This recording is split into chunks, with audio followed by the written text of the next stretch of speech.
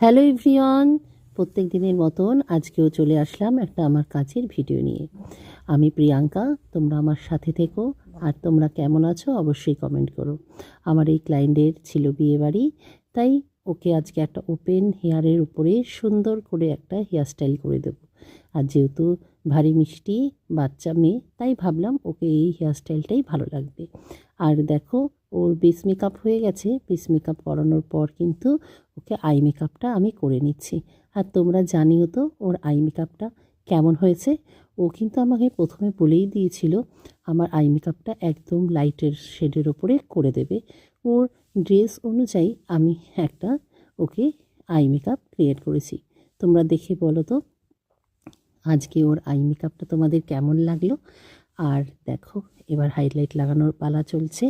তারপরে সামনে মানে ফ্রন্টের একটু হেয়ারের কাজ ছিল, সেটা আর সম্পূর্ণ ভিডিওতে করতে পারিনি কারণবশত, যেহেতু ওর মাও সেদিনকে আমার কাছে রেডি হয়েছিল। তা তোমরা ওর আই মেকআপটা কিন্তু জানিও কেমন লাগলো। আর এবার চলছে লিপস্টিক পরানোর পালা। চলো টাটা, এখানেই এবার বিদায় নিতে হবে, আবার নেক্সট